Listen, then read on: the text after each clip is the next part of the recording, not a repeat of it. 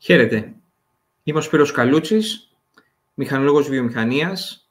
Είμαι συγγραφέας ιστορικών βιβλίων και αρθρογράφος. Στη σημερινή εκπομπή θα μιλήσουμε για ένα από τα βιβλία μου, όπου αναφέρεται στις Βυζαντινές πριγκίπισσες. Πιο συγκεκριμένα αναφέρομαι στις Βυζαντινές πριγκίπισσες, οι οποίες εκπολίτησαν όλους τους λαούς περιμετρικά της Βυζαντινής Αυτοκρατορίας και έπαιξαν πολύ σημαντικό ρόλο για τον εκπολιτισμό όλων αυτών των λαών που ήταν κατά βάση βάρβαροι και πώς βοήθησαν στην εξέλιξη όλων αυτών των περιοχών τα οποία μεταβλήθησαν σε κράτη στην πορεία της ιστορίας. Για 11 ολόκληρους αιώνες το Βυζάντιο υπήρξε το πιο πολιτισμένο κράτος του κόσμου. Ο κυρίως ελληνικός χώρος ορίζεται από το βορρά, στον ίστρο ποταμό, το Δούναβι δηλαδή, στον Εύξηνο Πόντο με τα παράλια του, από Ανατολή, στον Άλυμο ποταμό και πιο πέρα, δυτικά από την Νότιο Ιταλία μέχρι τη Βόρεια Αφρική. Επίσης κυριαρχούσε σε περιοχές όπως η Περσία, η Βακτριανή, η Λιβύη, η Μαυριτανία, η Ισπανία, τα παράλια του Βυσκαϊκού, τα νησιά της Μεσογείου, τα οποία είναι η Σικελία, η Κορσική, η Κύρνος, η Σαρδό, η Σαρδινία, η Μελίτη, η Μάλτα δηλαδή, και η Βόρεια Ιταλία. Η Βυζαντινή Κοσμοκρατορία σιγά σιγά χάνει τη δύναμή της και συρρυκνώνεται. Γύρω από τα σύνορα του Βυζαντινού κράτους ζούσαν πολλοί λαοί που συχνά φέρονταν εχθρικά απέναντί του. Επειδή όμως οι πόλεμοι σε όλες τις εποχές δεν λύνουν πάντα τα προβλήματα, αλλά συχνά δημιουργούν περισσότερα, οι Βυζαντινοί φρόντιζαν να διατηρούν ειρηνικές σχέσεις με τους γείτονές τους με πολλούς τρόπους και ιδιαίτερα με τη διπλωματία. Ένα μεγάλο διπλωματικό όπλο της Βυζαντινής Αυτοκρατορίας ήταν οι Βυζαντινές πριγκίπισσες, όπου και εξυπηρέτησαν τα συμφέροντα της Βυζαντινής Αυτοκρατορίας.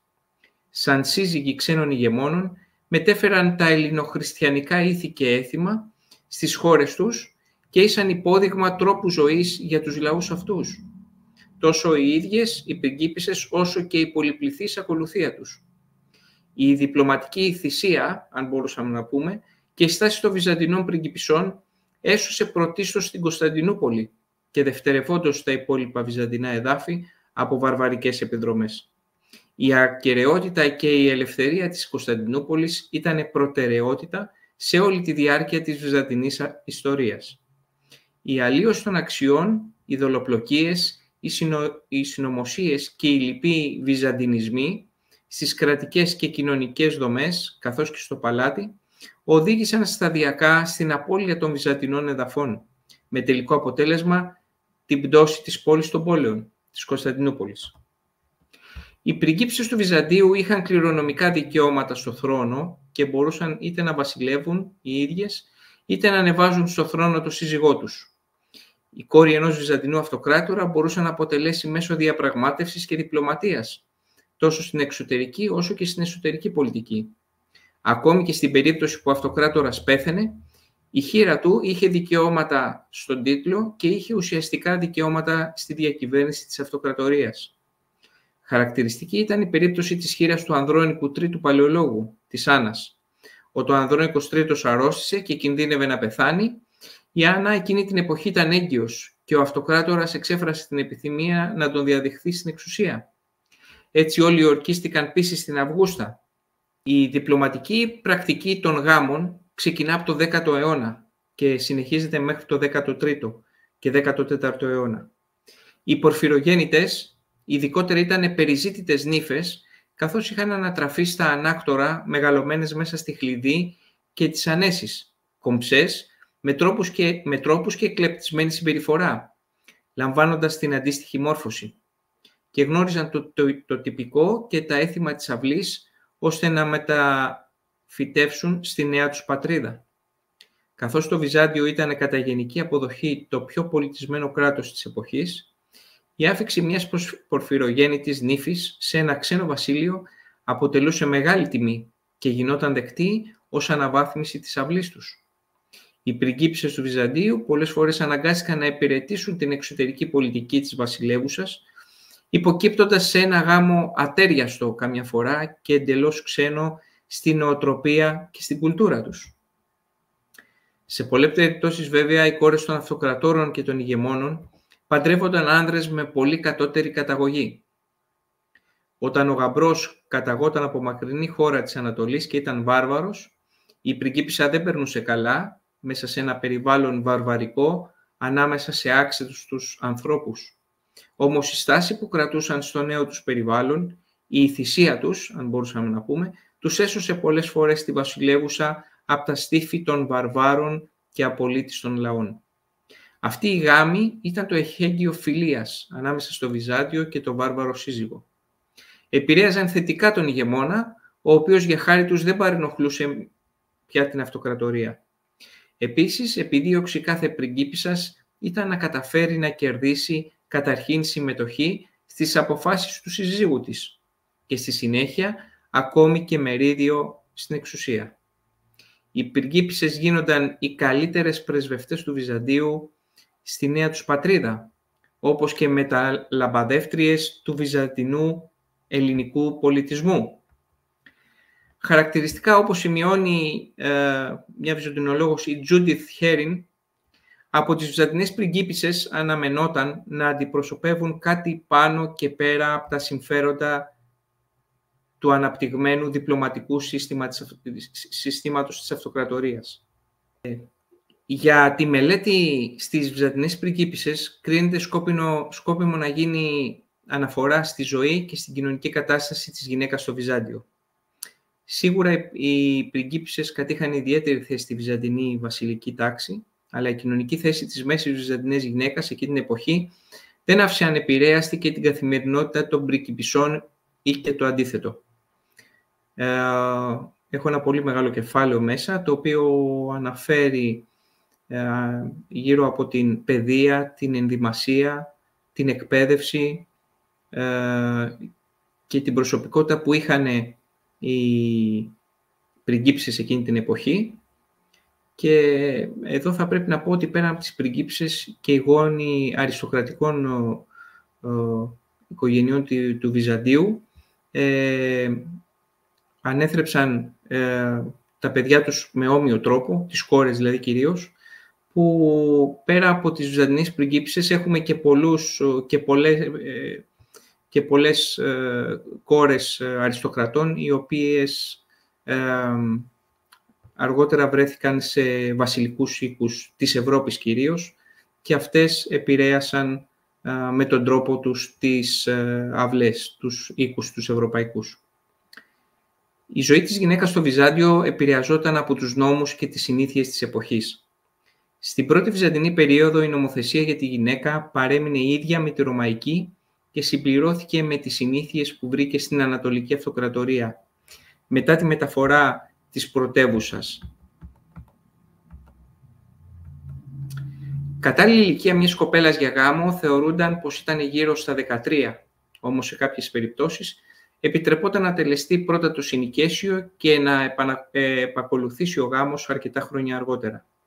Οι νεαρές νύφες σε συντριπτικό ποσοστό εγκαταλείπουν τα εδάφη της αυτοκρατορίας για να ζήσουν σε ένα νέο, ενίετο, αφιλόξενο και μακρινό περιβάλλον. Η ακολουθία της νύφης που μετικούσε στο περιβάλλον του συζύγου της αποτελούνταν από εκατοντάδες πρόσωπα, ιερείς, διερμηνείς, αλλά και σκλάβους, άνδρες και γυναίκες, ενώ συχνά ταξίδευαν με 200 ή 300 άμαξες, φορτωμένες με πρίκα, δώρα, κοσμήματα, εικόνες, λείψανα αγίων, χρήματα, έπιπλα, τρόφιμα και άλλα. Συχνά μέσα του γάμου, με μια βυζαντινή νύφη, φυλές, ηγεμονίες και πρόσωπα γίνονταν δορυφόροι του αυτοκράτορα και διέμεναν περισσότερο καιρό στα βυζαντινά εδάφη. Εκτός των ομαδικών φυλών, το κύρος της βυζαντινής νύφης είχε μεγαλύτερο αντίκτυπο στις χώρες των Βαλκανίων, όπου συχνά παρατηρήθηκε το φαινόμενο ο ενδιαφερόμενος να διαζευχθεί την προηγούμενη σύζυγό του για να νυφευθεί μια βυζαντινή πριγκίπισσα. Αυτά τα λίγα αναφορικά με το βιβλίο, και αμέσως θα πάμε στα περιεχόμενα. του βιβλίου, τα οποία αποτελούνται από το Βυζάντιο, το ένα κεφάλαιο είναι το Βυζάντιο και η σχέση του με τις υπόλοιπες χώρες, όπου αναλύει πώς ήταν η σχέση του Βυζαντίου τότε με τις χώρες, κυρίως μετά το 10ο αιώνα μέχρι το 13ο, όπου βλέπουμε, όπως προείπα, για να προφυλαχθεί η ασφάλεια του Βυζαντίου και να αποφύγει τις επιδρομές των βαρβάρων και μη λαών και την απώλεια των εδαφών, προχώρησε σε αυτό το διπλωματικό μέσο με τις Βυζαντινές πριγκίπισσες. Ένα άλλο κεφάλαιο είναι η αξία και ρόλος της Βυζαντινής πριγκίπισσας, όπου αναλύεται, όπως είπα, η παιδεία, η ενδυμασία, η προσωπικότητα και πολλά άλλα στοιχεία.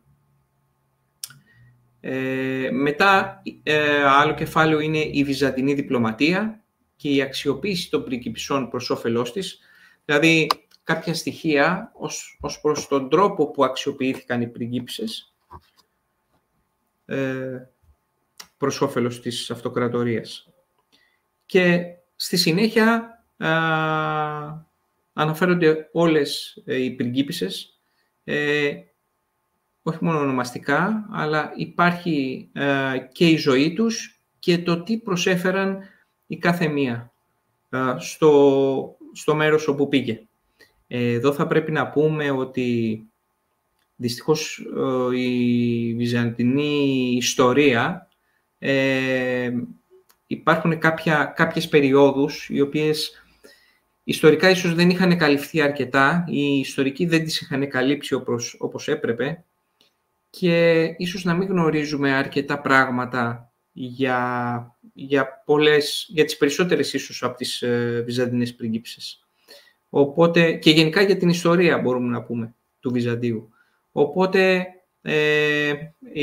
τα στοιχεία που βρίσκουμε και παραθέτω για τις βυζαντινές πριγκίπισσες δεν είναι για όλες πάρα πολλά, έτσι. Και φυσικά ενδεχομένως να είναι πολύ περισσότερα, να έχουν δηλαδή προσφέρει πολύ περισσότερα από αυτά που βρίσκουμε στους ιστορικούς και κυρίως στους βυζαντινολόγους. Λοιπόν, και αναφέρομαι λοιπόν στην Άννα την Πορφυρογέννητη, η οποία επηρέασε τους Ρώσους πρώτης άλωσης της πόλης, στην Ζωή Σοφία Παλαιολογίνα, η οποία επηρέασε τους Ρώσους μετά την άλωση της πόλης, στη Θεοφανό της Κλήρενα,